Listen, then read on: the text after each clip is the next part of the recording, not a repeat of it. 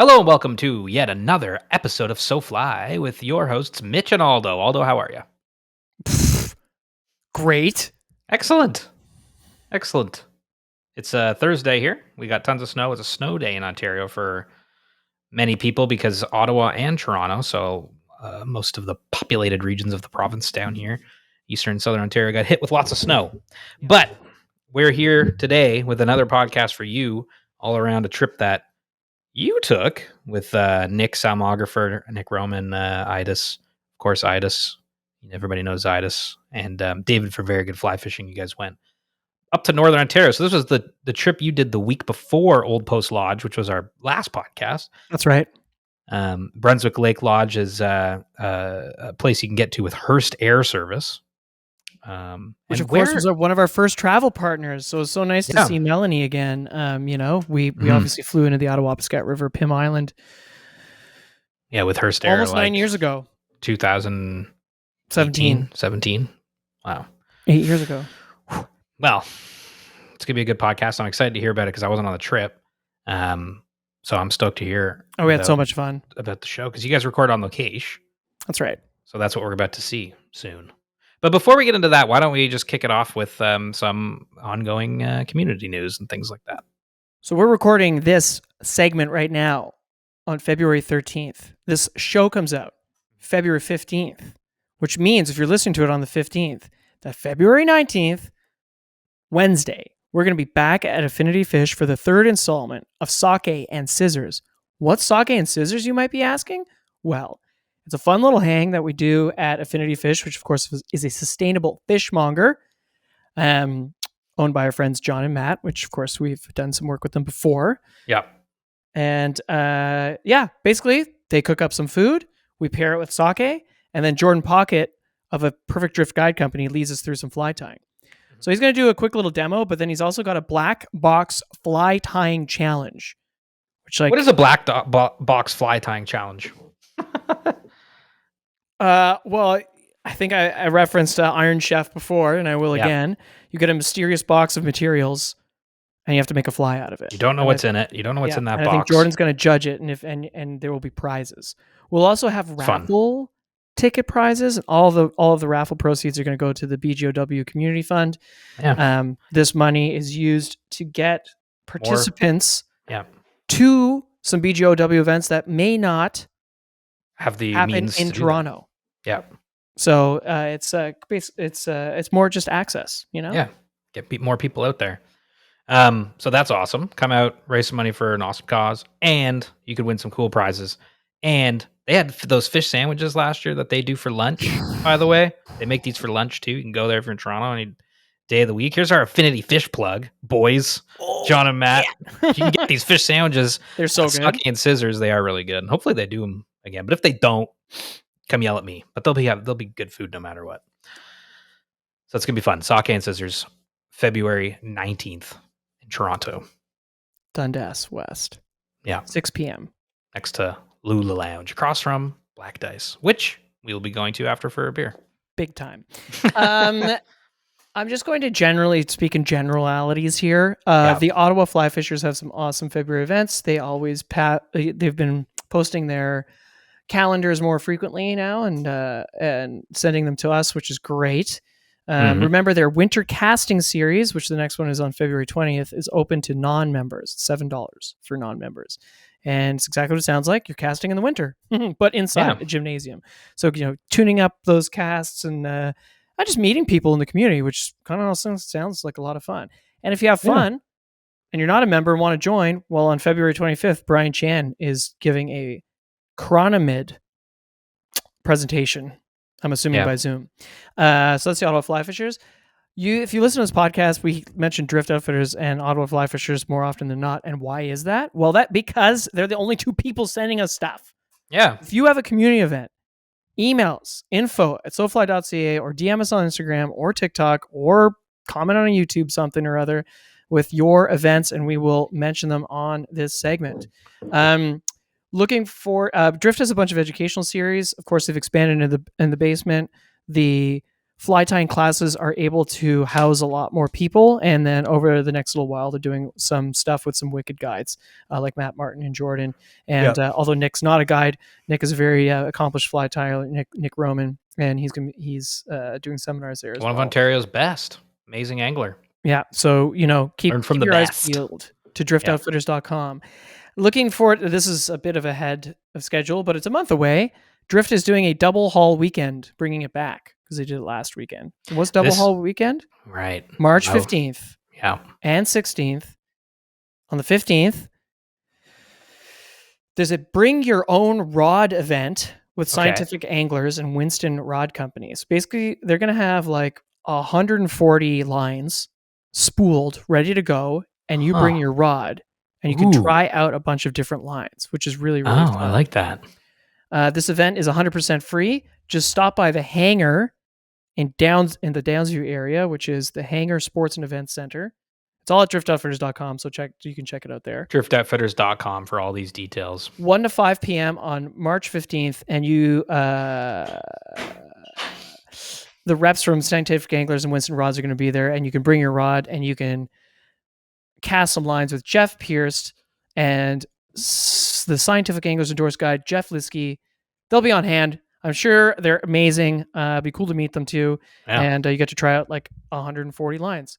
Shopping for a new 6-weight line sounds like a good place to try some out. You know what's also cool about that is you can really feel the difference between lines. Like you buy a line, you're like, well, I like this line. And then maybe 6 months, a year goes by and you try another line. You're like, I like this one too, but maybe you don't remember. You know what I mean? Mm-hmm. Doing them back to back, you're going to have so much context. You're going to be like, oh, really start to understand line design and what you like and what you don't. So that's cool. Totally. And just you also understand like, oh, wait a minute. If you start thinking about what you're using the line for the most. Yeah, you're exactly. Like, oh, I didn't think I would need this chunky streamer head.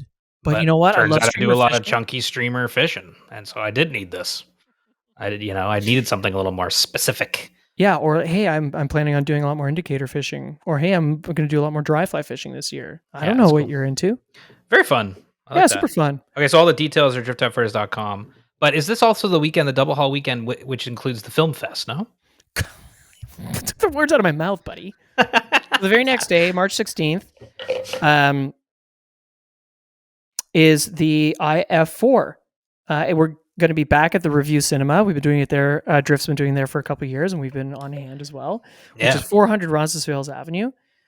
Tickets are $25. Youth, $10. Again, tickets available at driftoutfitters.com. There is a link that just says double haul weekend, and it's all in there. Okay, there you go. And then beforehand, as a little warm up, I mentioned Jeff Liskey. I hope I'm pronouncing that correctly. He's going to be at Drift Outfitters and Fly Shop giving a seminar at 9 a.m. Oh, I thought you were going to say doing arm wrestling challenges. Well, he might. I was like, that'd be cool. Arm wrestle him. So he's going to bring on Saturday. He's going to bring you through all the rods. All the lines. Yeah. And be on hand for that. But then the next day he's going to do a free. Yeah. Both of these things are free.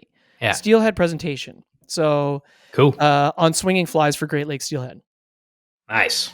And Jeff's a legend, so you'll probably pick up some very, very good tips. And his home is in Ohio, so a lot of what he's going to be talking about will be applicable to our streams around here. Yeah, Great Lakes steelhead, yeah. And then in the afternoon at 1 p.m., you go enjoy some films at the Review Cinema. Boom. There you go. It's always That's fun. Really all I got. That's all I got. It's actually a lot. So, but, to summarize, February 19th, we're having an event at Affinity Fish, 6 p.m., Sock and Scissors. Check out the Auto Fly Fishers, autoflyfishers.ca for their February events. And then check out driftoutfitters.com. Outfitters.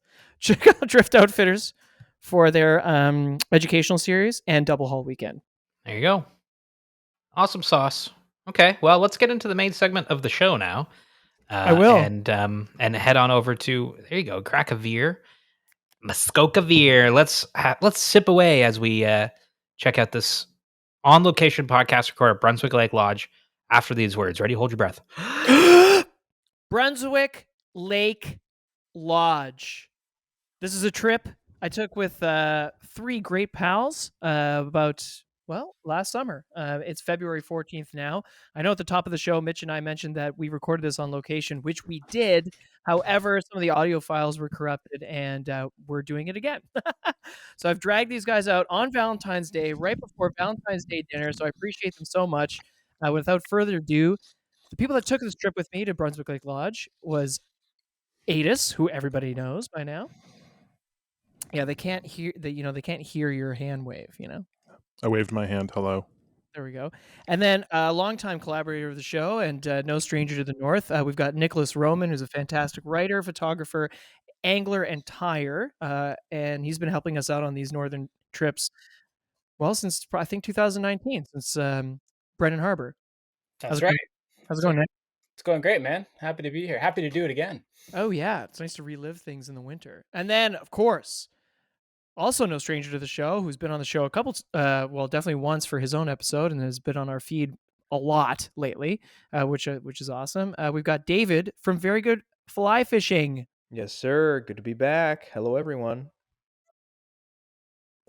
Hey. Hi, David. What's up, David? Okay, so what are we talking about today? We're talking about a trip we took last August all the way to Brunswick Lake Lodge, which is a fly-in lodge operated by Hearst Air, which Hearst Air was one of our first travel partners, which was amazing. They flew us into the Attawapiskat River, and that really honestly kicked SoFly's northern adventures off. So it was really cool to do another trip with Hearst Air, and obviously a great trip to do with all four of you. And Aidas and Nick are no strangers to fly-in trips, but this was David's first fly-in float plane fishing adventures. So we're going to talk about all of that today. Oh, yeah. Here we go. Okay, cool. Well, I just mentioned that we did this trip with Hearst Air, but you know what, Nick? What is Brunswick Lake Lodge? Where is it? And, what are kind of some of the basics, buddy? So, Brunswick Lake Lodge is actually on Brunswick Lake, which is it's accessible from Hurst. So we drove all the way up to Hurst. And then what actually I didn't really realize until pretty much we were about to get on the float plane is that it's actually south of Hurst. So you actually hop on the plane, and instead of flying north, you head south. And it's another wilderness area. Maybe some of the listeners have heard of Missinaba River or Missinaba Provincial Park. But that actually encompasses the majority of the lake. So we were actually headed right into Missinaba Provincial Park, which is a really cool wilderness area. It actually flows north. So we were, I think, pretty close to the headwaters. I'm not sure if it was actually the headwaters itself, but the Missinaba River flows north from Missinaba Provincial Park down into Hurst and then all the way down to James Bay and empties into Moosonee. So that's up on the James Bay coast. So super remote area. Yeah, it's actually kind of was put on the map because it was a super important location for the fur trading route. So the fur traders used to actually go up there and use it as a trading post going from Lake Superior all the way to James Bay to trade beaver pelts of all things. So classic. A little bit of history there. Okay, you need those beaver pelt hats. Yeah, and what's cool that Hearst Air, if people are familiar with it, they are most famous for a trip to the Sutton River, which will drop you off in a very remote wilderness where you'll find yourself camping and canoeing all the way to Hudson's Bay, fishing for massive brook trout. Yeah, they got a ton though. They have like a whole whack of different outposts that they offer. Definitely Sutton River is the one that comes to mind because I think that's the furthest one that they go to. So it tends to be kind of the heavy hitter that they run because it's a very unique program. But then they also have a whole ton of outpost camps. Some of them have brook trout. A lot of them are for pike and walleye though. Which is exactly what we were fishing for. And I think that's what makes Hearst Air so awesome and unique is that they really champion that outpost camp. And an outpost camp, can look like a lot of different things. It could be a really simple cabin in the woods, or what we found was actually quite comfortable, almost near lodge experience. Yeah. Well, I remember having a conversation with Melanie about how, outpost camps were really popular. I mean, they still are popular, but they were certainly popular amongst the generations before us. And there's been a bit of a incentive to have a little bit more comforts, let's say, in some of the outpost camps. But I think we all can appreciate the rustic ones as well as some of those other amenities that come with it. And Brunswick Lake Lodge, I mean, hey, we even had warm showers, so Yeah. can't argue that. And sauning. And there was a sauna. Sauna, yeah. Did you do the sauna? Yeah. I did the day after we got a little rained on. Yeah, you like- actually, in the original podcast recording that I tried to fix, you're like, I just had a sauna. did. That was how we started the show. It was just open, so I went in. And Yeah. it was quite nice. Oh, that's Yeah. awesome. Yeah, we it was a great trip. I mean, we were there for well, basically 3 days of fishing, essentially. But the trip obviously took a little bit longer because of the, shall we say, commute, which we're kind of going to get to now. Basically, what we're going to do is recap the whole trip and talk about our pike and walleye fishing and honestly pick David's brains because it was kind of his first time seeing all of this, and I think that's where we're going to start right now, which is with the drive up. So David's from Rochester. We're all based in Toronto. Well, Nick's just outside of Toronto in Elora. So David came to crash at my house because we had a really early morning wake up of, I think, 4 o'clock, because our drive to Hurst was 11 hours. Yeah. David, do you have any kind of idea what kind of drive you were in for? No. I mean, I you thi- drive a lot, so Yeah. you live in your van, but I like, drive a lot, but I also have like we've come up with like limitations. Like my wife and I, we will probably do like at most 9 hours or something like that, and that's even pushing it. Most of the days we're doing like 5 hours or something like that. We try to do things in chunks, but yeah, no, the 11-hour drive, or I actually was it 11 hours? It's 11 hours, right? roughly, it was like, yeah, somewhere Roughly. around there. It was around that with all the Tim Horton stops, but yeah, it was longer than I thought, but it also was probably one of the shortest drives really that I think I've ever done, just because of how gorgeous it was going the whole way up.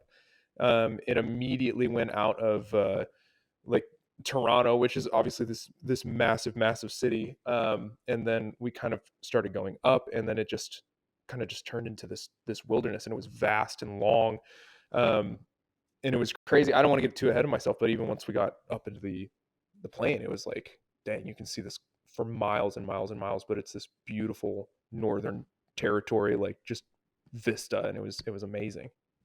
Did you have any like expectations beforehand?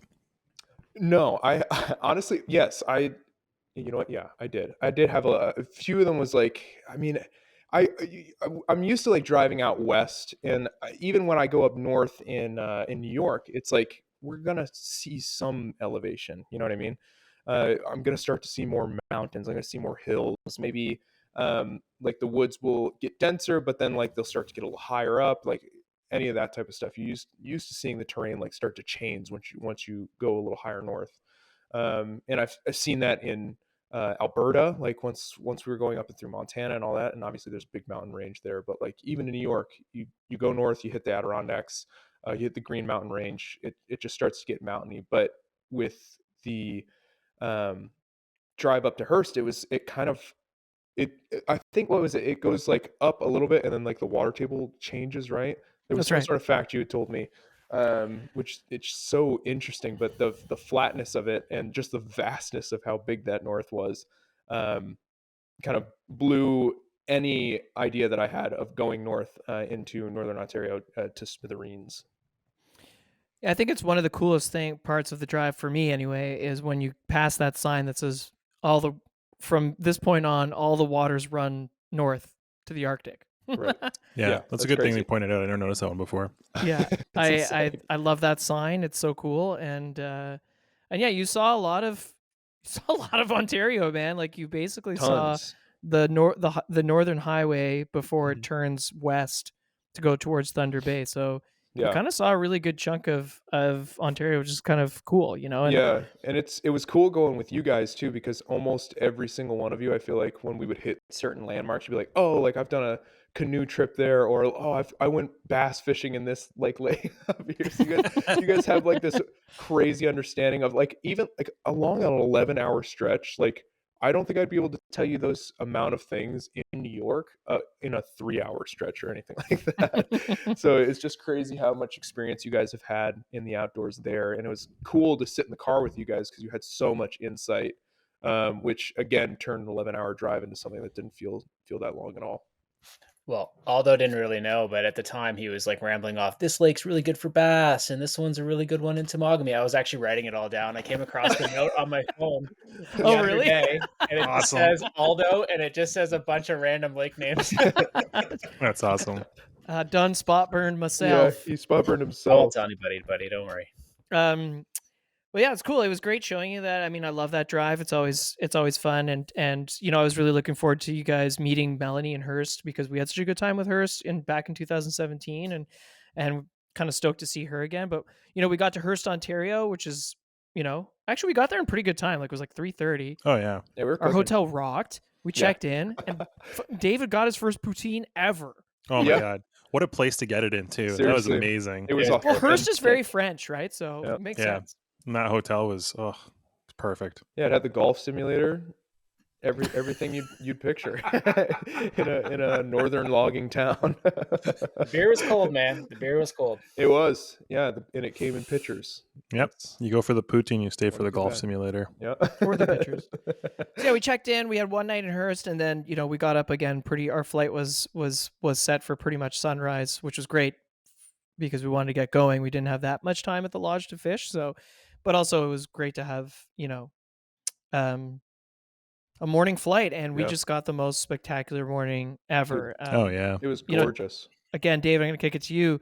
Yeah. Having never been on a float plane, you know, when we got to the air base, what were you kind of thinking? Like, what was going through your head there? Yeah, I mean, a lot of my mind, just because we had talked about it the day before, where it was like really, really diving in hard on like the logistics. I'm like, all right, we got to do this thing. We got to make sure we Because get we're also this. filming too. Yeah, so we're like filming, and I'm like, oh, well, we're like, I'm also learning what we have to do. We have to weigh in our stuff. We also had to like bring in some food. We had our stuff that needed to like, it all just needed to like fit into this plane. And so I wasn't really thinking about the flight until I sat down in the front seat because the guy was like, you want to sit up front? And I was like, okay. And he gives me the headphones, and I was like, can I talk into these? And he was like, I don't care. And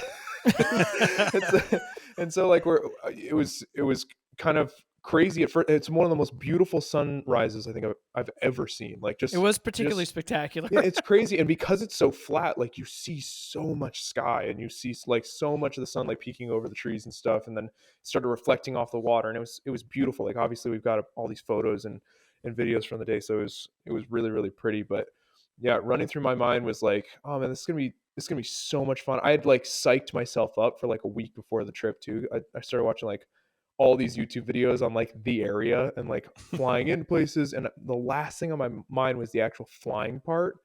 And so when it actually got into if you want me to move into actually Yeah, man, we're there. yeah, like, We're in the air. yeah, we're in the air. As soon as we like actually started flying, I was like, this is such a sick way to go, like on a fishing trip. like flying into a lodge, like into this like remote area. Actually, Nick, I didn't realize that we were going south, like you had mentioned before. Again, I'm in the air. I have no idea where we are, to be honest. Like I wouldn't be able to point on a globe and tell you where we were.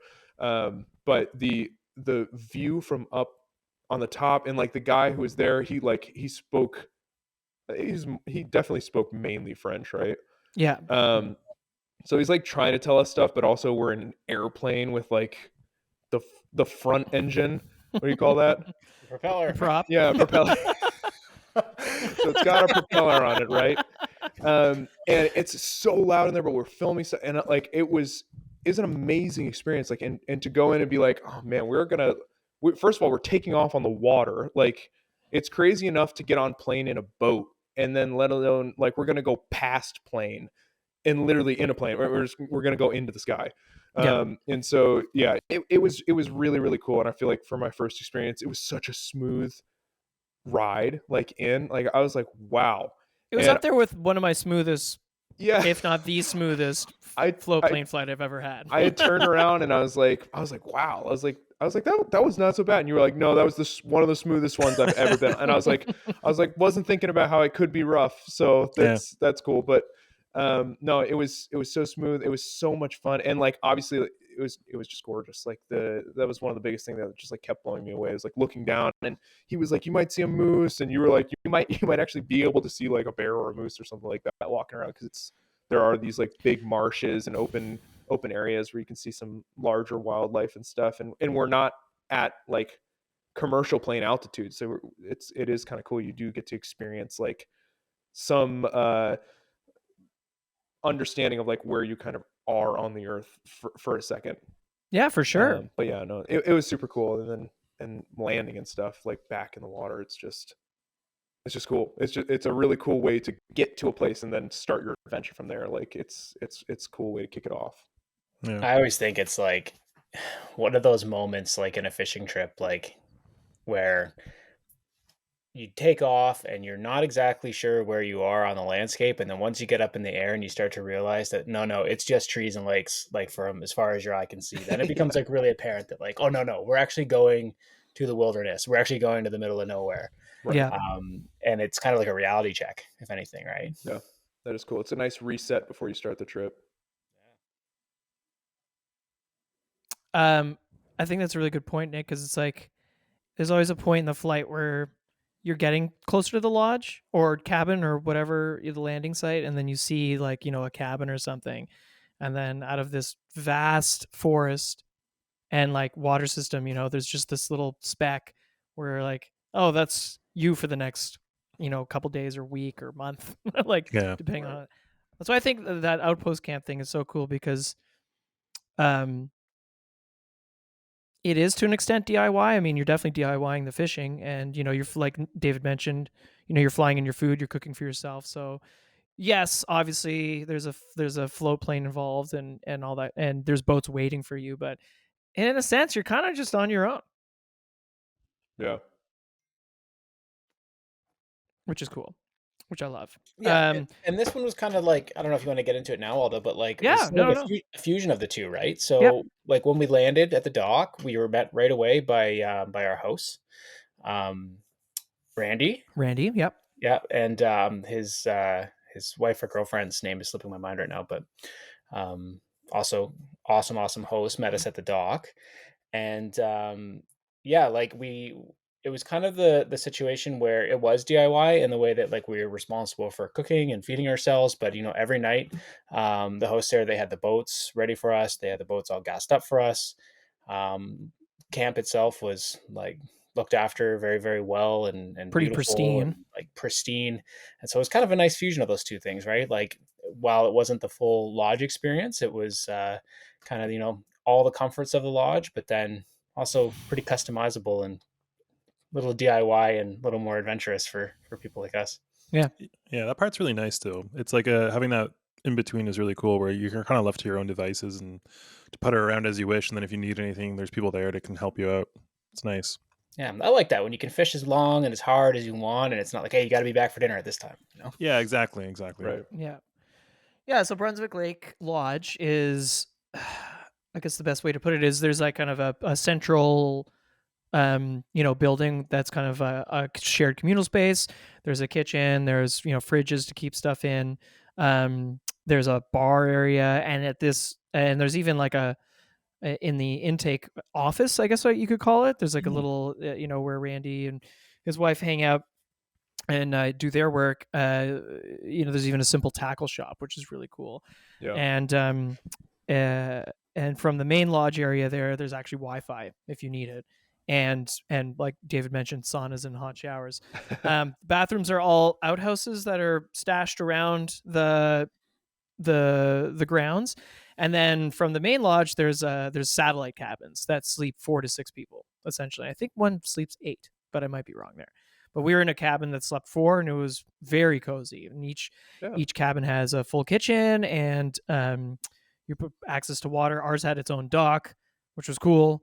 And then a stove, like a fireplace. Yeah, that's always nice. I love those wood burning stoves in the cabin, man. It really makes it for me. Oh, yeah? Oh, big time. It's like a nice little fire going after getting all wet and soggy. Yeah, that's true. Can't go wrong. Yeah, so like it's pretty really cozy place and like definitely unique in from what I've been to, because I've been to either I've been flown into camp, to a shack, or flown into like the full service lodge. So this was kind of an interesting kind of in between. Yeah, but after that it was time to get like rigged up and going. We didn't have any time to like kind of sit around and think too much. We started rigging the rods right away, and as Nick mentioned earlier, Brunswick Lake Lodge is a walleye factory, and there's a lot of pike to in it as well. But this being late August, well, yeah, I guess we could talk about that too. Like, what were we thinking? Maybe Aidas, you can start us. Like, what were you thinking, knowing that a lot of our more successful pike trips come in June? What were you like, kind of thinking for an August trip? Like, Yeah, I mean, honestly, it's like I don't have a ton of experience. Like, it's not as much as you guys do going into them, but have been privileged enough to do a bunch of these kind of fly-in lodge trips. So going into it, I think it was kind of a bit of a shotgun approach where we bring a bit of everything. You know, we brought 8 weights, 10 weights, big flies, small flies, sinky flies, floaty flies, like anything, and just kind of go and start trying things, kind of figure out what works. Yeah. I think that was kind of the shotgun approach for sure, because, for us, we're like, oh, I usually use game changers these days. But to have, all those like sync rates dialed, because we weren't sure how deep the lake was. Obviously we don't have depth finders, and yeah, so we loaded everything up and kind of were hitting the water. What was everybody's kind of first impressions of the lake? I'll jump in here. I remember thinking, holy smokes, this water is a different color than I expected. Right? That's right. The lake itself, there's a lot of sandy areas within the lake, and we were getting some wind, which I think churned up the lake quite a bit. And we noticed right away the main body of the lake, it had a lot of stain to it. Right? Like it looked not like that dark northern water that I was expecting, I would say. I think we got a bit of confidence. We met a very nice gentleman and friend of the show right away, a gentleman from Hearst, Ontario. And, oh, yeah, that's right. He was actually there for a wedding, of all things. They had weddings before we arrived. And he put our confidence up. He was telling us about how they're catching walleye in about 12 feet of water. So we knew the fish were around. But yeah, that main body of water had a real stain to it.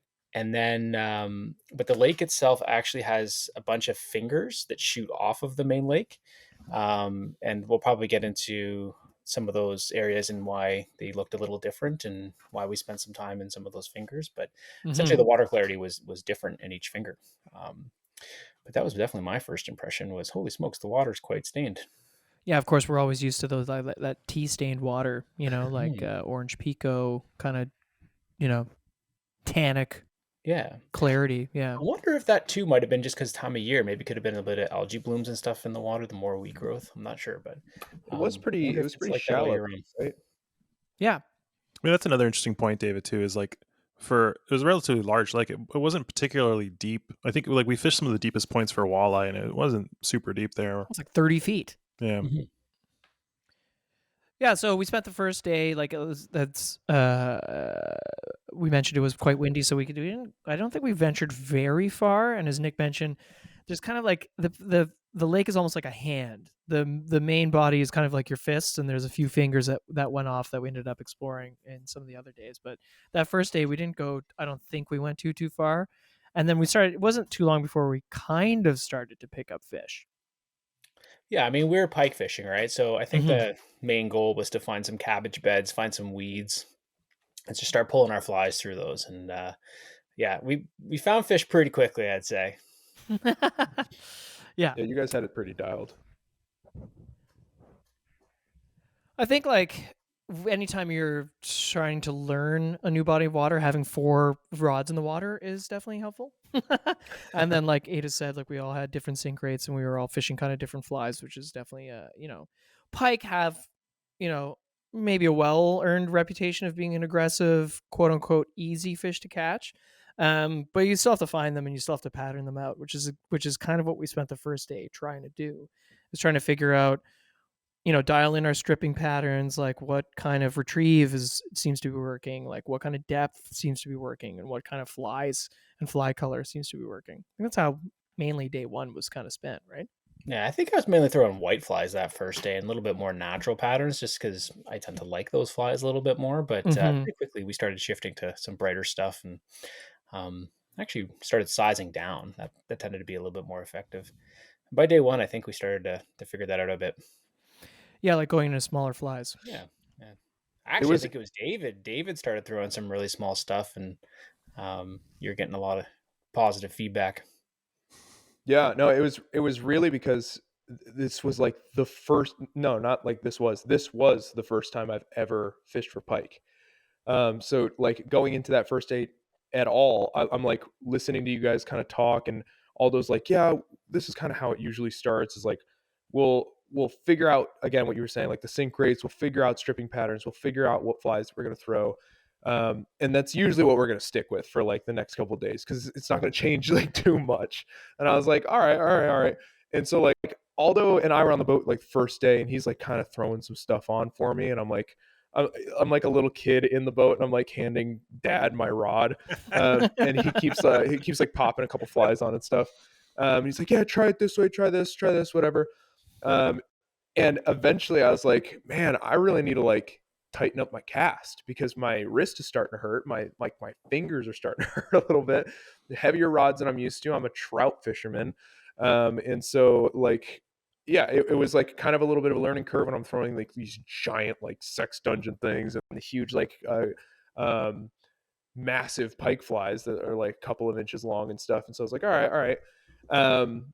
Give me some of those smaller flies. And so he started throwing out a couple of smaller flies, and we realized that the pike were kind of super interested in them. Like they actually started hitting them, and then you could kind of hear the boats, like someone would catch something, and then you'd hear someone be like, all right, they're on this, and then someone would catch them on this. They were like, all right, I was stripping a little bit slower, and then and it just like kind of back and forth until we kind of dialed it in, which was actually a really interesting thing as a first time pike fisherman to like watch unfold. And then I kind of got to like cheat because you guys figured it out, and I was like, oh. Then I just threw something on and then just kind of fished it the rest of the time.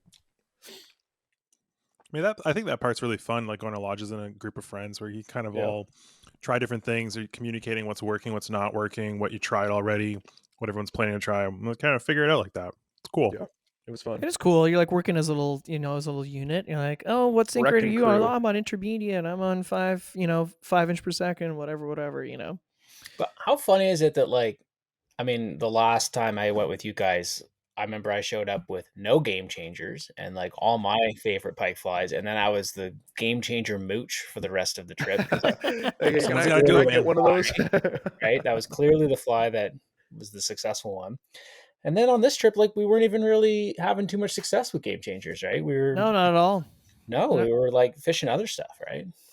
Yeah, my I just that honestly that one trip that we were on, Esnagami and then Lodge 88, the one that you were on with us, Nick. I was like, I had that white game changer, and I was like, it's just every fish wants this fly. Yeah. I think that was the first thing you threw on for me.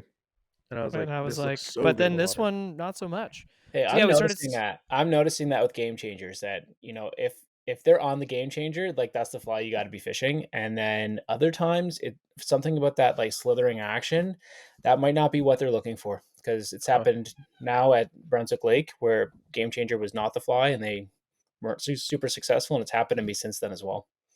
Oh, like up at Nipigon or something? Yeah, up at Nipigon, man. We tried a lot of game changers. It did work. I'm not going to say it didn't work, but other stuff was better. Yeah, it's almost like, and I think I said this to you, Dave, in the boat, when you found the fly. Yeah.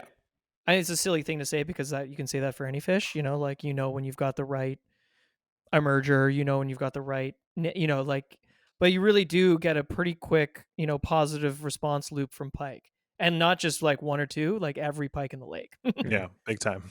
Yeah. It's like, oh, I'm starting to get like whacked, followed. I'm picking up fish.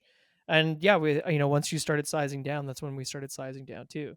And then was the first night, the night we started like going at designing new flies, because we brought fly tying stuff. I think that was the second night. Okay. That was the second night. Cause I think it was the second day where it was like, it was like pretty good conditions, but I was like, my arm was tired, so I was like quietly going for those smaller flies. And then like Nick kept saying chartreuse, like they're chowing on chartreuse. Like I could hear him like through the lake kept saying that. And that's I was like, all right, I'm gonna go for this teeny tiny little. I mean, it wasn't tiny, it was still like a decent size. I don't even know what the pattern was. I know Nick had like cooked something up, and I forget what it was. No, the first one I think that you were using, David, it wasn't one that I tied or anything. Oh, okay. It was I don't even know what you call it, but it looked like some kind of just synthetic minnow, pretty slim profile on it Yeah. type of fly. You have it there, although is that I've got this one that you tied me, which I don't. It's like a perchy kind of Listen, pattern. you got to get that off the screen right now, buddy. That's Oh shit! Sorry, man. He's burning everything. No, I'm just messing around, man. I literally just tied that at the joke thing. That's Yeah, awesome. that's an awesome fly though, man. That's the one that caught my really big fish on another trip. Yeah.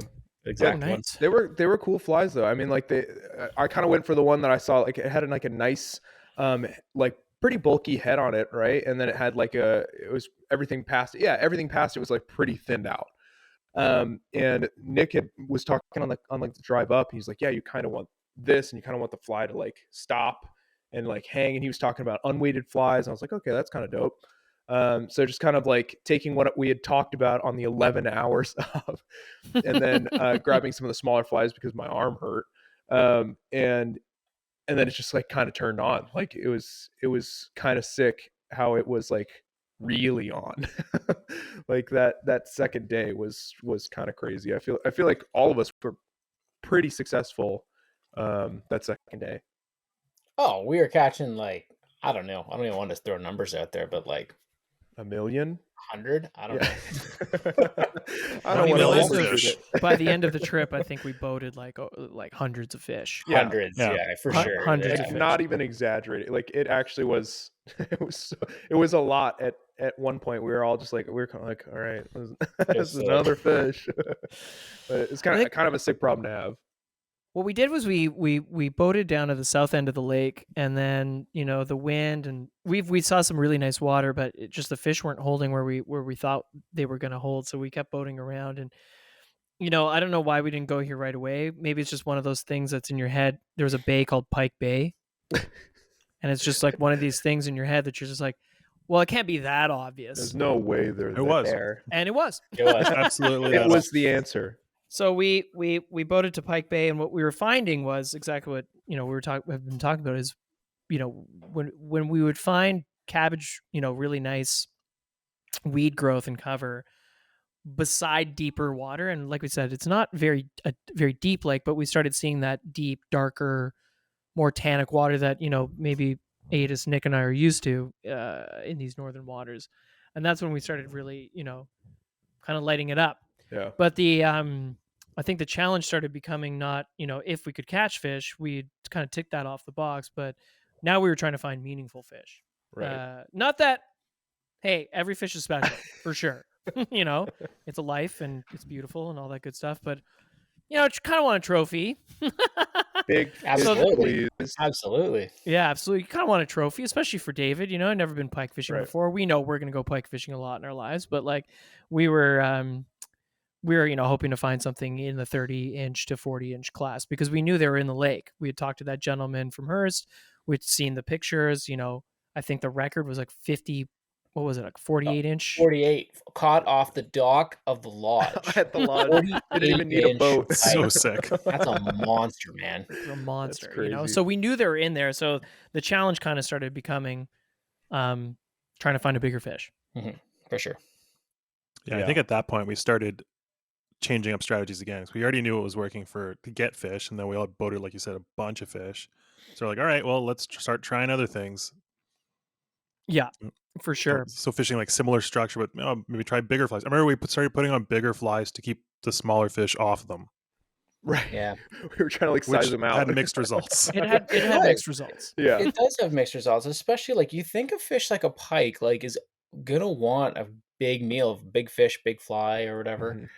But more often than not, those bigger fish still often like those moderate sized flies. You don't have to tie massive flies to get the interest of the pike, but Yeah. sometimes fishing in different water might be a little bit more important than, say, your actual fly choice. Yeah. Right. And the little ones like the big flies. The little ones love the Right. big flies. The little ones like There's no everything. science to it. Yeah, it was kind of cool, like going up into that mouth of the pike bay, because I think that was the first day that I had encountered like a big fish for me. It was like with it was like me and Aidas in the boat, right? You were with Aidas. Yeah, and he's like, "Well, that looks fishy," and I was like, "Mind if I cast at it?" He's like, "Okay." So I like threw at it, and this was another thing too, is we started to notice. I feel like this day, like the second day in, like the rock structures, like those rocks, the drop offs, and then like on the other side of that might be weeds. But those like kind of like the two places where we started to find some activity. But this one spot happened to be like there was a rock, like a sheer rock on one side, and then it kind of opened up into like this weed bed, and then there was some overhang of some trees off like the cliff, and then right underneath it we could kind of see, it was actually pretty clear water back there. We could see down and in, there was like this down tree. And so I'd cast up into it underneath the shade and kind of had to like skip the fly in there. And I think Aidas and I were both like kind of just looking at it because like we figured a fish was going to take it, but like we didn't understand the magnitude of the fish that was going to take it.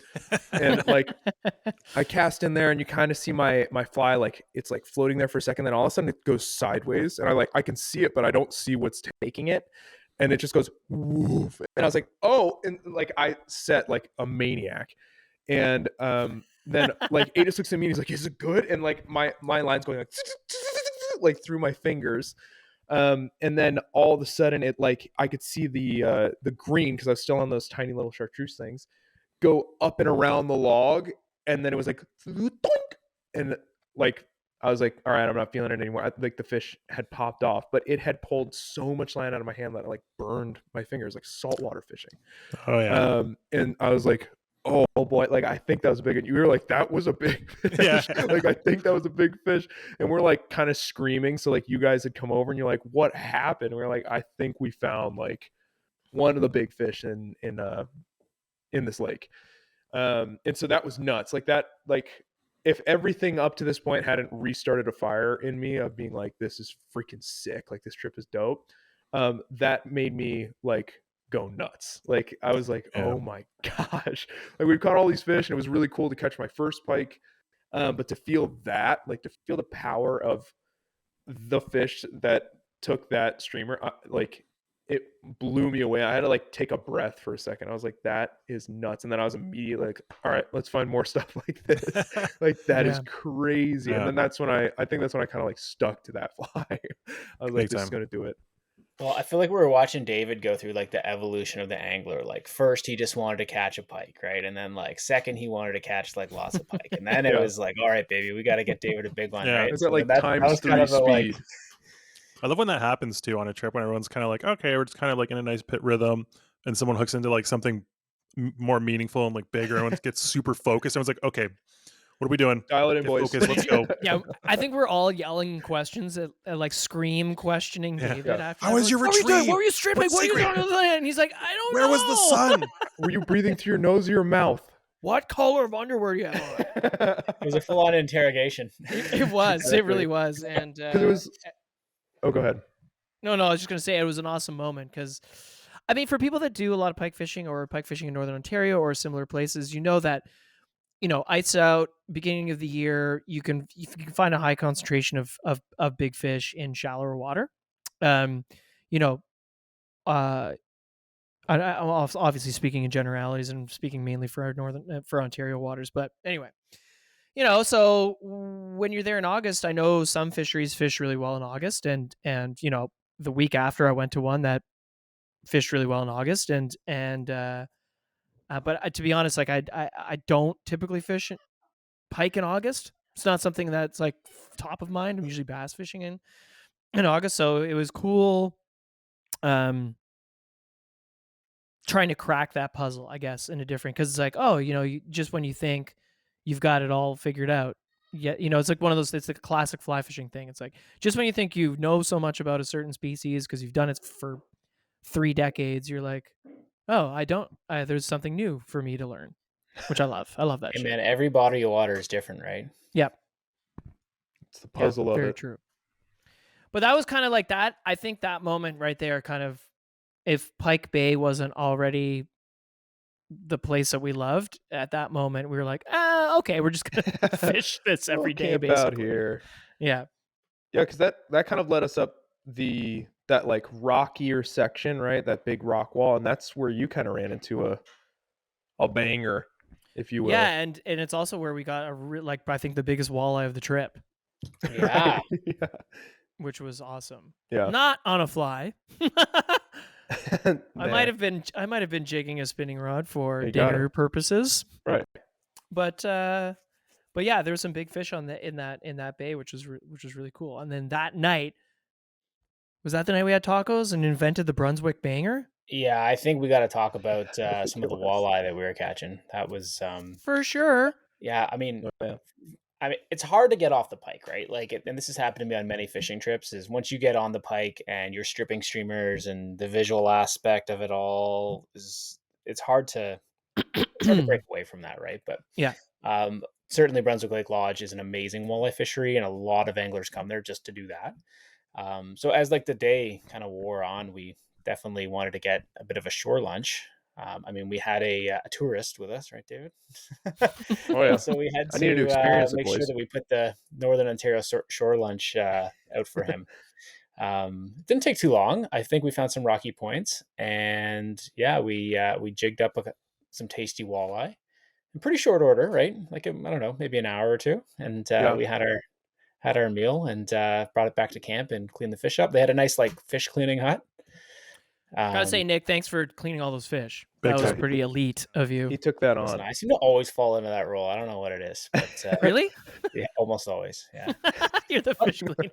unless Matt's there. Yeah, Right. That's awesome. I have to say, watching you go into into the Nick of the North, like just getting dirty. just no, not dirty. I just mean like you were like so hyper focused in getting like food in the boat. I was like, wow, this is a whole new side of Nick.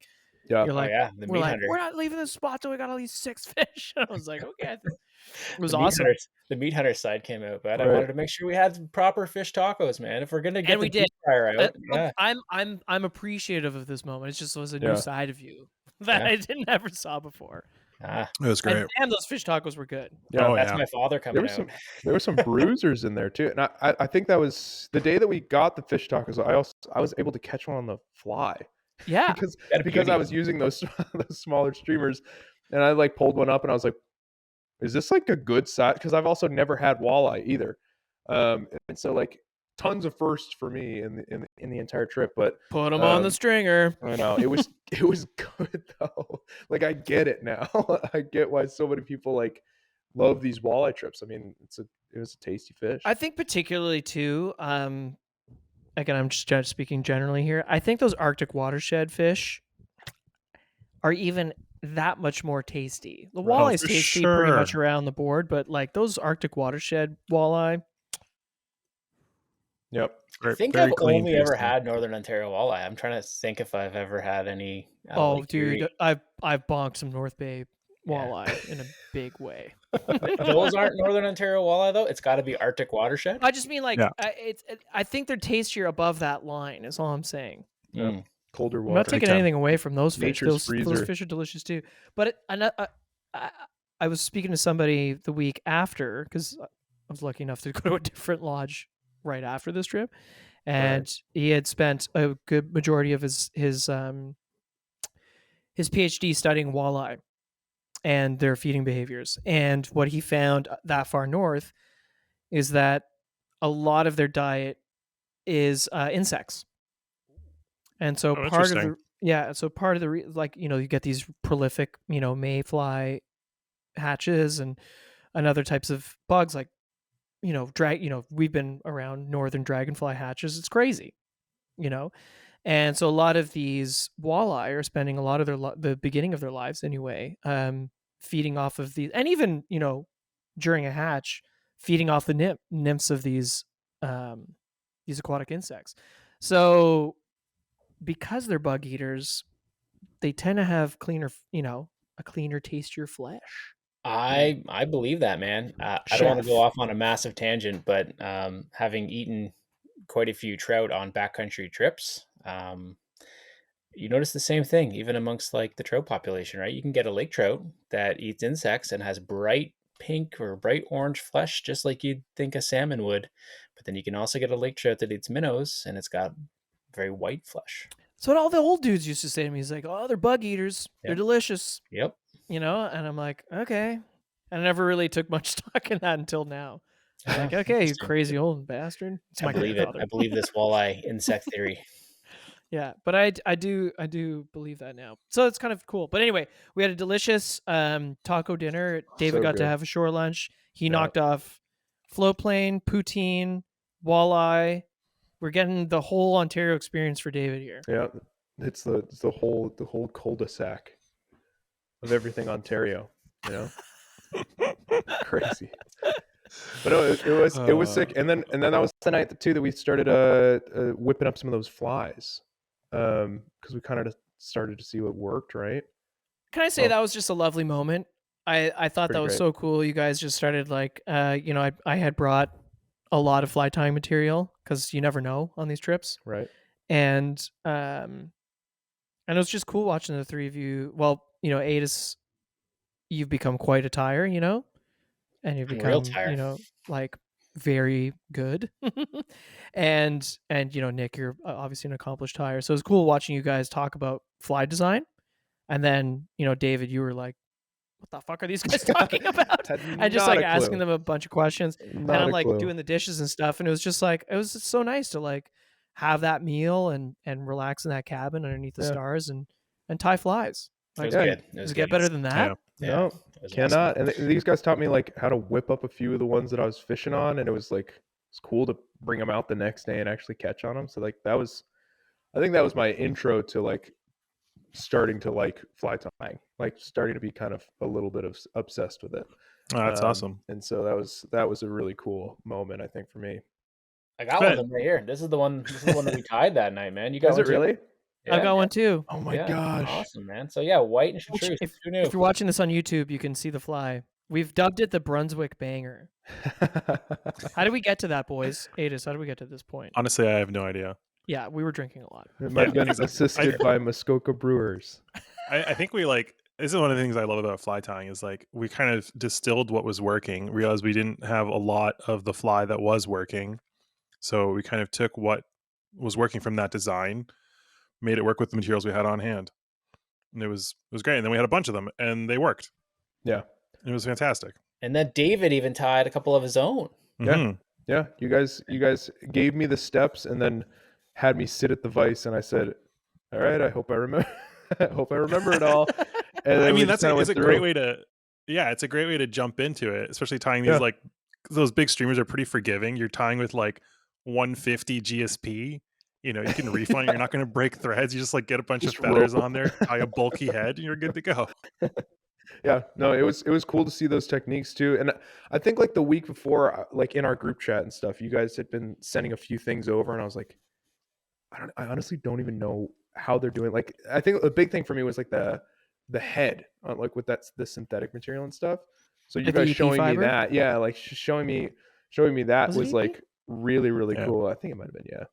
It was a lot of EP. Yeah. There's a lot of VP. Yeah. So lot we of have a that, hard time 2 getting feathers. like some of the other synthetics here in Canada. And EP fiber doubles is a pretty good bulkhead material. So Gotcha. I think like Nick and I went kind of like full sicko mode the week before, definitely. Yeah, you guys tied up a bunch. like And, a weird and then amount. it's like just to then like you guys bring like buckets of flies, and then we had to like tie them up when we got That's how it always That's works. how it works. It's the only way it works. You find the one Right. fly, and then you bring 6,000 flies. One works, and you Yeah. got to tie it a million times. And you're like, great, got to go in production mode. Yeah, Yeah, it goes crazy. but That's like I part think of the that pre-trip fun. it was a lot of fun, and like it was a really nice moment. It was really cool. So then, like, you know, the other days kind of like followed suit. We kind of just headed back to Pike Bay. I believe, David, you were with Nick when you had your second big fish encounter. Yeah, I was like, listen, this guy needs a big fish, man. We're gonna get one Yeah. today. I was So we're like kind of dialed in by this next day. and like I feel like Nick and I were getting like pretty serious. Like we're like talking strategy in the boat, like as we're kind of move into some of these spots and stuff. And I think you guys taken like the left side, we took the right side when we came into that one bay, like at the tip of one of the fingers. The tip of Pike Bay finger. Yeah, tip of Pike Bay finger, as they call it. And we actually weren't seeing as much action like in the first little bit that we were casting. I think I remember that. It was like kind of dry. Like you guys hadn't found too many fish, and we were like, we're catching a few, but it's not like it's been the past couple of days. And finally, I kind of at this point, like it's like when we're fishing and I'm like not really catching anything, then I just start casting way more. So like I was kind of just like launching casts into these like weed beds, and it was the cast before it. Nick was like, do you have enough like wire bite on your leader? It's like it just seems like not enough. And I was like, it's fine, we're good. And then literally the next cast, I cast out and I get a take. I'm like, oh, I'm on. And they're like, oh, I'm on. And like it got to my reel, and it starts cranking some of the line out of the reel. And Nick's like, he's like, and so like we're running around the boat, like kind of panicking. And I think I was able to strip it because it started running towards the boat. And it was only like the tiniest bit, because again, like the water clarity wasn't crazy good, but I had gotten it close enough to the surface that when it peaked its body up and over and then decided it was going to like dive back down for its like second wind, like that was a big fish, like a big fish. And like at first I was like, I don't think it's that big, and Nick's like, look at your rod. And the rod's like like just absolutely slamming. And then like I mean it was taking a ton of line and stuff, but it comes up to the boat and it just like turns itself. I see a flash under the surface, and I was like, oh man, like like you kind of like have to refocus there for a second. And then it did its like second dive down, and then it was like boop, took the fly, and it took the end of my leader, and I was like, it wasn't enough wire bite. Nick was right. I like slowly look over at Nick, and I'm like, just shaking his head. And he's just shaking his head like, yeah. Oh, it just felt like fucking told you, dude. No, honestly, it just felt like a punch in the stomach, right? Because David hooked that fish, and like any pike angler would know what I'm talking about is like the boil that it kicked up. I never actually saw the fish, but Right. the boil, the water that was kicked up Yeah. from the fish's tail, you could tell that we had a real one on. It was a bruiser. And and unfortunately, I mean, it wasn't like you had just a tiny little bit of wire bite. Like you had a solid, like, I don't know, 7 or 8 inches of wire bite there. But Right. I feel like the smaller fly, the thing we didn't mention yet either is that we were fishing pretty slow presentations and really accentuating that pause in the retrieve. So Yes. I have a feeling that fish just hoovered that fly right through. Went all the way to its tail. All the way down. Yeah. We're blessed with so much underwater footage now, like, you know, on TikTok or whatever. Like, you know, you see when they really hoover flies or actual bait, and it's just like, oh man, they throat this thing, you know. So it's like, I'm certain that's what happened there. And then you examine the leader, and it was just completely clean, right sheer through the mono. It was crazy. Yeah, just a pair of scissors down there. Yeah. It was crazy. And to like lose that second fish, I mean, again, like I feel like there was nothing discouraging about losing these 2 fish. Like you kind of feel like that, yeah, like your stomach drops and you're like, dang it. But then you're like, all right, let's do it again. so I feel like we worked that section again and again and again. And I was like, well, there's gotta be another one like that. And I think that was all of our mentalities kind of the rest of the trip. But I mean, I was really also they do come back. Like even ones that you've hooked and lost, like I've had them come back. Oh yeah. Yeah, for like, sure. A couple, they are a very aggressive fish, you know. Yeah. And it's funny you mentioned like, oh, you know, like that was a bruiser. There is a point where a pike in its growth cycle almost turns into a different fish. 100%. Like, you know, we're picking, you know, the ones we were catching in the, you know, we caught a lot, hundreds of fish in the 18 to like mid 20s range, you know. But when they get to that like mid-30s, or their head starts looking like a shovel. It's like, it's mean, man. They're mean. Yeah. Yeah. They got a bit more. And that's why we love them. Yeah, a lot more fight in them for sure. Like I definitely felt the difference because it was like some of the little like torpedoes that we were getting. You'd feel them like fight for a second, then they just were like, and then you just drag them to the boat. And with this one, it was like when the stopping point for all the other fish. That one was like I'm about to kick it into overdrive. Yeah. Like, oh, You kind of feel like you're along for the ride. No, yeah, no, it was crazy, it was a cool thing. Like regardless, cool thing to experience. I hope that at some point it's like something that I actually get to like bring to the boat, which would be so sick. It's gonna happen, buddy. It's gonna happen. But also, I mean, we can talk about this in a bit, but like, it seemed that, once you got home to the Adirondacks, you were now kind of like, dude, now I'm looking for them. I'm looking for these areas. Yeah, you're like, hey, Pike in 'em. these swim in your home waters, and Yeah. and it's kind of cool. But we'll get to that in just a second. sure, We've for got some sure, for sure, questions for sure. about that. David Pike Fly 2.0. I know. New Yes. account. Fly Time Fridays. Yeah, Fly Time Fridays. Let's go. Seriously. Yeah, and I think that was the day we had our wet lunch. Sopping wet lunch, if you will. Yeah. Easy to swallow. Yeah. We had some- Aidas, I have to say, like, you're pretty good with a fire. Lighting the fire in a downpour was pretty impressive. Yeah, I was proud of that one. That was Although, David, I gotta say, man, loved traveling with you guys, but like if I was in a survival situation, I'm grabbing Aidas, man. Like when I saw him kick it into survival mode in the most like torrential rain you could ever imagine. You got a fire going 10 seconds. It had to be 10 seconds and he had that thing going, man. It was like, pretty that quick. Very impressive. Nice. when someone jumps out of the boat and loses their shoes, like leaves their shoes back in the boat, like it's about to get primitive. He's like stripping moss off of Yeah, branches. boys got to eat, you know? Yeah, it's like doing it with Messing his around. teeth, like just taking bark down off trees and stuff. Shout out just to fighting. Amazon electric lighters. Come on now. Yeah. Yeah, Jeff Bezos needs the help. He's hurting these days. Yeah. It was fun though. We I don't know, it was kind of like a fun, I don't know, northern moment there. Yeah, I love that photo of you guys just looking like, I don't know, wet dogs standing there and gosh. Just eating sausages in the rain. eating sausages man, and your- it's and so your good. mac and cheese Sausages and skins. chili. Like, I don't know, it looks awesome. I love that stuff, man. I love Yeah, that. that's That, I mean that's type why 2, we type 3 fun.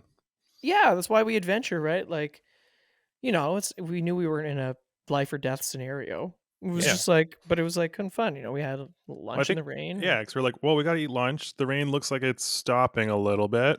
So we're like, let's go make lunch. And then the rain got so much worse. It got so much worse.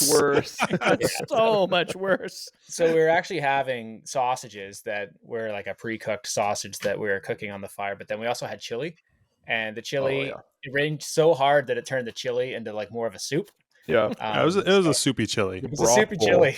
It was still Dave, good, you man. put that back though. Oh yeah, we definitely had that. Yeah. You were like, I was like- more I wet was like, chili, I don't please." care. Easier it goes down. Yeah, Aidas never wastes food. No, man. No, That's no one thing you use guys it are for all you good can't. about. Definitely, never wasting food.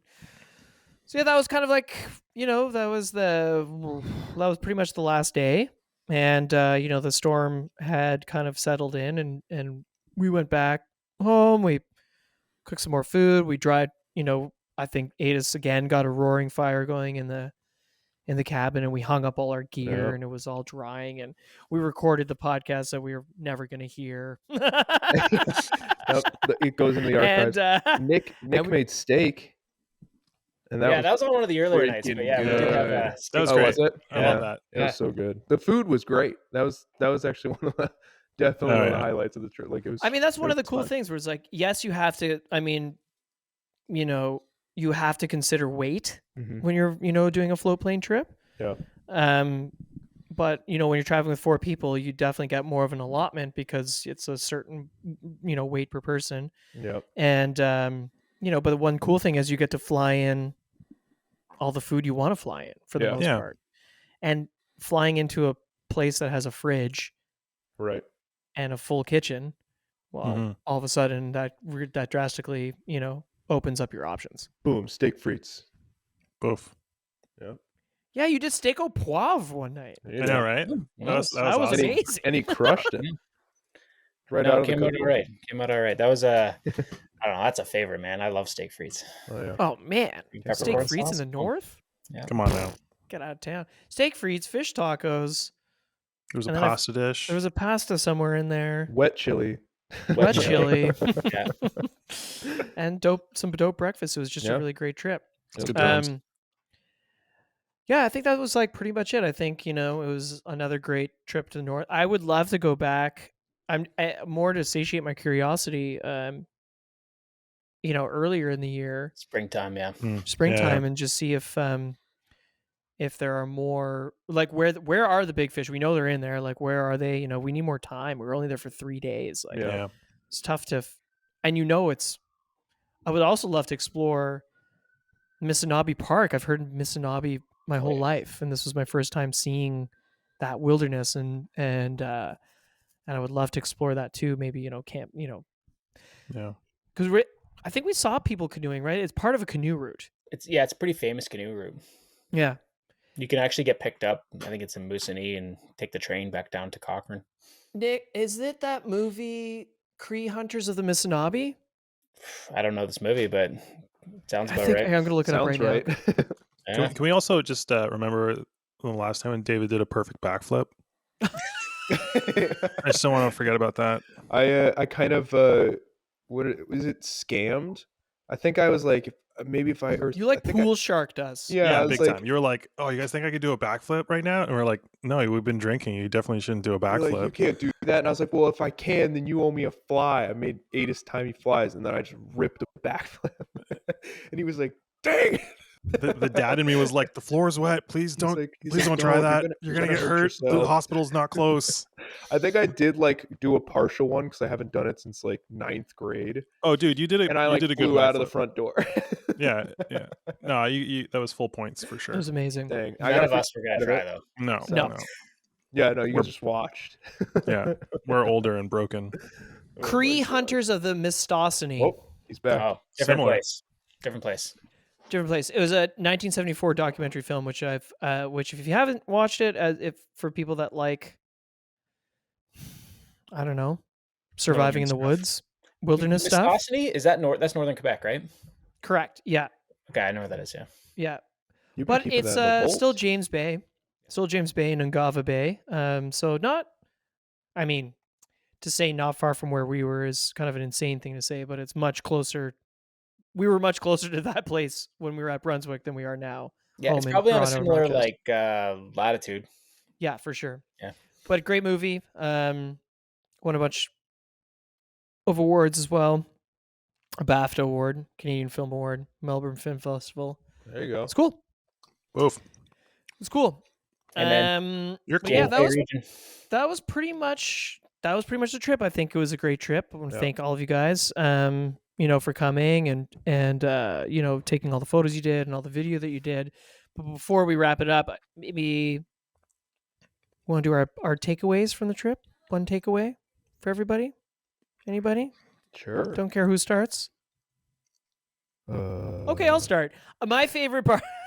I've already mentioned it. My favorite part was that night fly tying. I think that's what fly fishing is about. I think it's about. There's, obviously we have a podcast and we talk about fly fishing all the time, but there is so much about fly fishing that is an oral history. Whether you hear it from like your parents or your friends or other anglers on the river or the lake or whatever.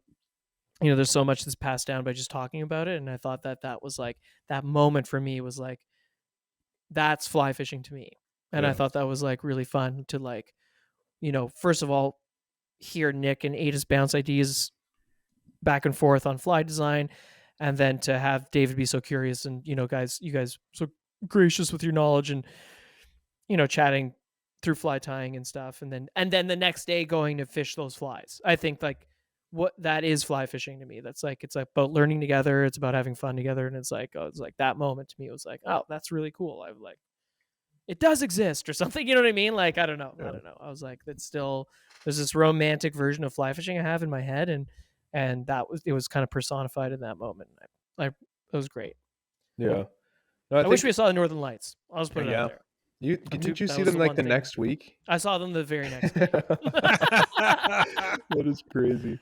Yeah, no, I think that I think the whole trip for me was kind of like, I mean, it was kind of like a storybook representation of like what these like trips can be. Like it was an amazing drive up north, an amazing flight in. I got to go with 4 really good friends, and so like being able to bounce ideas off of each other, being able to like dial in the water and learn from you guys. That's one of the coolest things is that you guys are 3 very experienced anglers, and myself being a little bit newer and also not knowing that much about pike, if anything at all. It was really cool to be able to.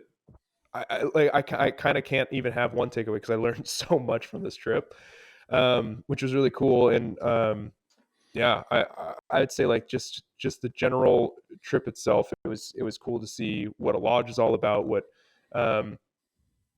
learning from you guys and fly tying and catching these fish and all that sort of stuff, and then kind of really diving in a little bit more on the trip and then past the trip into pike. Like it's become such a really, really cool part of the fish that I target, knowing that there's a huge habitat for them here in New York, that warm water species and stuff. And I think I texted Aldo even a couple weeks after, and I was like, dude, I found this pond like behind my dad's neighborhood or something like that. Because of the stuff that I learned on that trip, and because how you guys taught me fly presentation, sinking lines, all these really crucial points that make pike fishing super successful.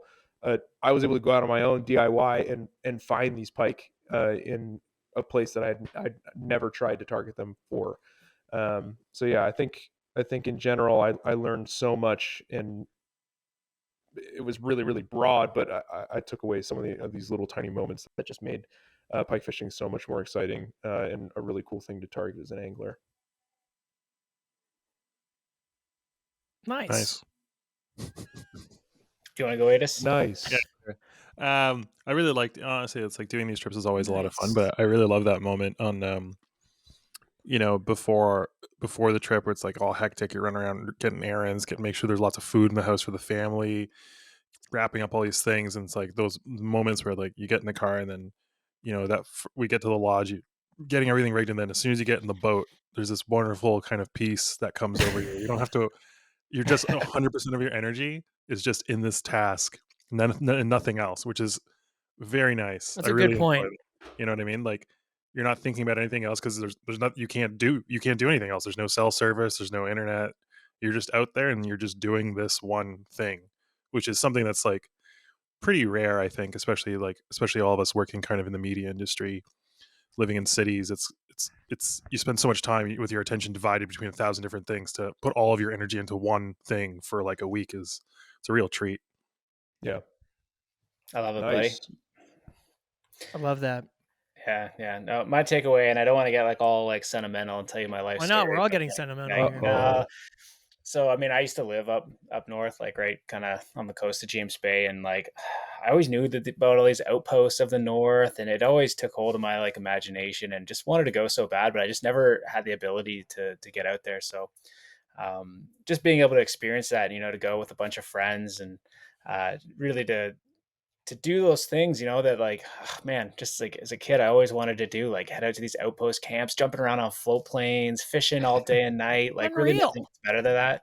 And I don't know, this is one of a few trips, definitely been taken up there in the last couple of years. And I just don't want to ever take that for granted. I feel like it's just so special. And sitting up there on the float plane and laughing with you guys about like, being up in the air and where we're about to land, it's just like, it really is a dream come true, man. I have no other way to say it than that. And just feels really special to all the people that sort of makes that possible. So big time. Anyway, that's a great one, man. Yeah, that's definitely like my takeaway. And it's probably, if you ask me, I'm going to say that every time.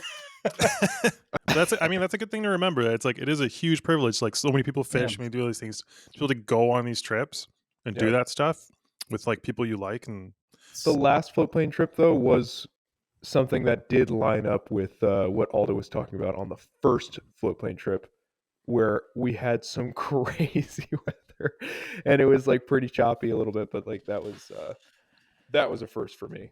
Well, the most amazing thing, because we had turbulence. mentioned that we ate in the rain there, and that was kind of like the precursor to a larger storm that kind of hung around for a while into the next day. And as we were leaving, the plane finally shows up. We load in the plane, and this guy's definitely more of a cowboy than the last guy. And man, he takes off and does the craziest bank. Oh yeah, and David, I thought you fainted. Dude, I was like, oh my god, G-forces. I was like, is he gripping? Yeah, I was gripping my seat and I was praying to all things holy that we survived this flight. It wasn't like that bad, but I was like, I've never felt G-force like this before. Like, in a float plane. Insane. And he's looking at me and he's like, ha, ha, ha, and I was like, no, this is crazy. I think we had the seasoned veteran pilot that day. Oh, he was dialed, man. That was great. Yeah, no, he was good. It was just that was not what I experienced on my way in. Yes. But it was fun. I will say too, like, aside from Aidas, when we had to do that crazy bank away from the fog with Demisha. Oh yeah. I can't believe I'm like, oh, you don't remember that other flow plane trip? I mean, to your point, Nick, like I can't, I don't want to take this for granted, but I think this was like one of my 10th or 12th flow plane trip, which is insane to say out loud. But anyway, aside from where we had to bank away from serious fog, that was probably the most like G-force I've ever felt. For sure. And, like he take a crazy bank. I was like, I felt myself going in my seat. I was like, ooh, I melted. Because usually they're pretty mellow, and it's like it's just like you kind of get used to it. It's just flying, and then when it was like, oh, I'm getting pushed into my seat pretty hard now. What's going on here? Like this is fun. Yeah, becoming the material. Good times. Yeah, it was really good times. It was super fun. And just like that, we're home, and then we had to drive. The drive home is much longer. Oh, yeah. Somehow. So much longer. Because we obviously, you get the luxury on the way there to sleep the night in the hotel. Whereas like this, you're just like driving home. But that's okay. That's okay. The cost we all crammed of in. We got really expensive McDonald's. Yeah, we did. That was wild, by the way. And that guy liked your Jeep. Big time. Oh, that's right. Yeah, he was like screaming at you. And then French. we were home. And then that was the trip. And then we never spoke again. But yeah, so I just want to say thanks to you three. I know you put in a lot of work. It was fun, but there was a lot of photos being taken, a lot of video being taken, and all that's going to come out. If you're listening to this, it comes out on February 15th, about a week after this. We're going to have something on our pages. And David, I think you're working on something yourself too. Yes, sir. Yeah, it's one of the first installments of the Time I series for Very Good Fly Fishing, where I just chat about some of the cool fishing trips that I got to do. But this is one where I feature all the footage from it. The time I was stuck with some guys from Ontario. Yeah, the time that I got stranded. That's rad. So yeah, there'll be a lot more content coming out. But just thanks to Rob over at Algoma. Thanks to Muskoka Brewery for hooking us up with some tasty drinks for the trip. So tasty. Obviously thanks to Melanie and all of her team at Hearst Air. Everybody that hosted us in Hurst, Reddington, Chums, Costa, all that good stuff. And Backcountry Skins, Kelly hooking us up with some clothes, Hook A and all that stuff. And obviously thanks to you, Aidas. You're welcome. Thanks to you, Nick. And thanks to you, David. You're welcome. Thank you, Aldo. Oh, yeah. Thank you, Aldo. I didn't do anything. Oh. Yeah, we know. All right. Good trip, y'all. Great trip. Say bye, everybody. Bye. Bye. Bye now. Here we go. I held my breath that whole time. Did you? Yeah, it was a long hour and a half, but we did it. We're dead now. Good podcast. That was cool on location. Oh my God, doing those inside the cabins, it's so much fun, and it was such a fun trip. And obviously Nick, Aidas, and I, and yourself, of course, we're lucky enough to have been, well, what I said at the top of the show, like Hurst, Yeah. invited us up back in 2017. We've been going on flying fishing trips every summer pretty much since then, which is kind of crazy when you think about it. I can't believe our lives have turned into this, which is amazing. Yeah. But like all that excitement I still have.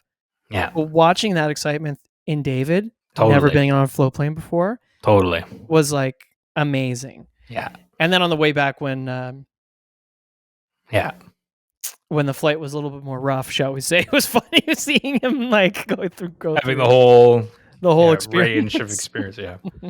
Yeah, no, I feel it is fun getting to share those things with other people that haven't done them yet. That's like part of the fun for sure. Very cool place, Brunswick Lake Lodge. And I mean, if Hearst Air is running a trip somewhere, it's going to be great. They're just fantastic, man. Like Attawapiscat's still I would say like one of my it's up there. Maybe my number one trip ever. Like it was so awesome to explore Ontario in that way. So yeah, I love Hearst Air.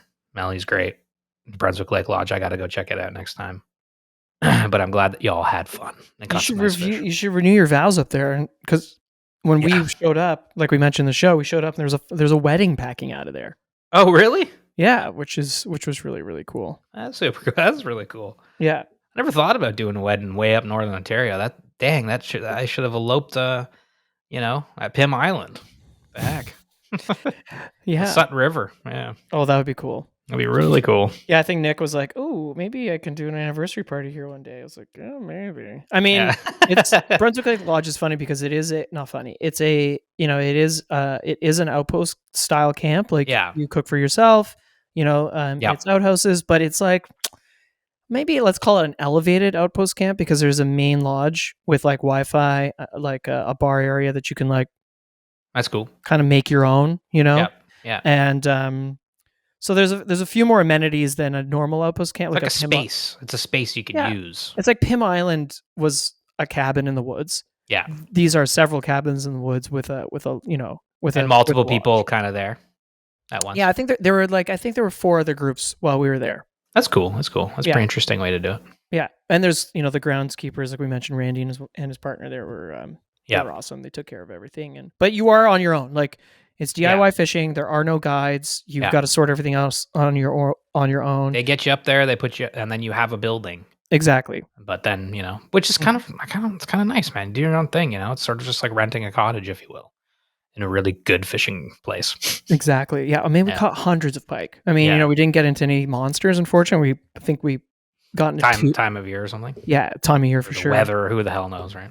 We got into 2 and lost them both. Whoops. But so we caught hundreds of fish. Yeah. We caught tons of walleye too, and just exploring the area was just amazing. God, I can't wait for summer, man. Oh my God. Yeah, there's a lot of snow here right now. We just got back from Belize too. It was warm and toasty. Like when you travel in the winter to warmer places, I say this to Aldo every time. He's probably like sick of me saying it. Also, he's probably like, "The fuck are you talking about?" But like, you're taking a trip to summer. You're testing another season because it feels the same as like July here. You're just like, oh yeah, this is what it's like to be warm. I feel like when we're on those trips and, we're talking to guides because they're like, oh, Canada, cold, hey? And we're like, yeah, now, but it gets crazy hot in the summer. I don't think any of them believe us. I don't think so. They're like, yeah, okay, bud. It gets like really hot up here. We're like, we promise it gets hot. Yeah. And the funny thing too is like, I'm always like 89 degrees hot. 90 degrees. 90, yeah. And also I'm always like, Toronto's not really that snowy because normally, like the last 4 years especially, it hasn't been. But now, look at it outside; it's insane. It's normally like a long fall, but right now it's I can't get my car out of the backyard. Well, I think maybe I might be able to now, but yeah, it's anyway. So I'm really looking forward to those moments where you're out on a boat in a lake and it's like 8 o'clock, 8:30, and it's starting to get sunset, and you kind of smell like gas a little bit because you're like in the old outboard and on the it's just 9/9s. like. Oh, and it's calm and fuck, man, I love that shit. Can't wait for that so much. I'm dying now. And it's only Feb. Usually I get to this point in like March. So I think, Belize might actually mess me up a little bit. It was like when we did Florida that one year, it's like. And you're just like. You get a taste for summer and then you're like, just like, oh, I need it now. We will be doing a full show on Belize. So, everybody maybe Stay that'll be our tuned. next one, March 1st. Why not? I think so. Yeah. Yeah. It was a great trip. So stay tuned for that. We had a lot of fun. And we'll, we did one show on it already, but now me and you both went together and we've got all kinds of stories, and we'll take you through it again, how you can do a trip like we did. It was actually super easy. Yeah. Maybe we can even nail down Mikey or Roger, one of our guides. That'd be cool. Do a little, a little segment with one of them. See it happening with their schedule, but you never know. They are trying to fish 300 and plus days this year. So yeah, Mikey fished almost 300 days last year. It's pretty crazy, man. That's a lot of guiding. It's hard work.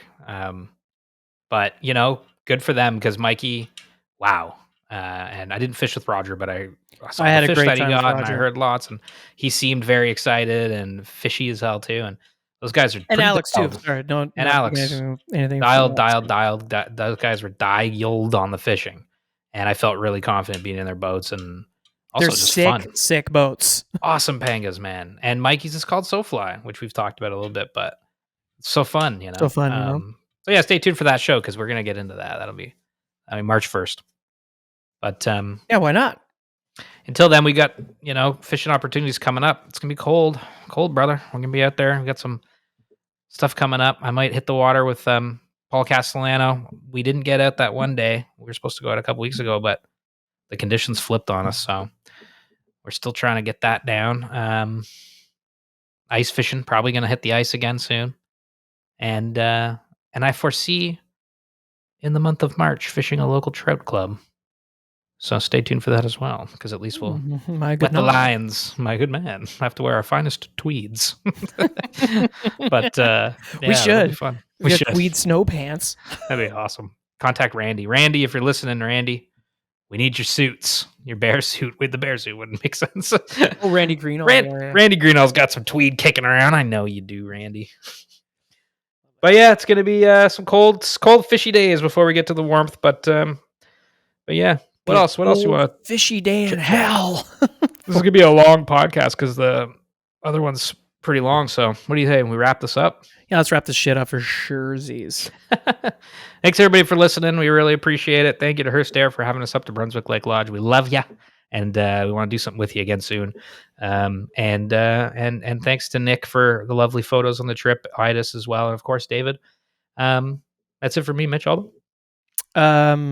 Good point. I forgot to thank those guys. Oh, hey, baby. Oh my You God. usually remember because I got the bad memory. So look what's happening. How the turntables have turned. Eh?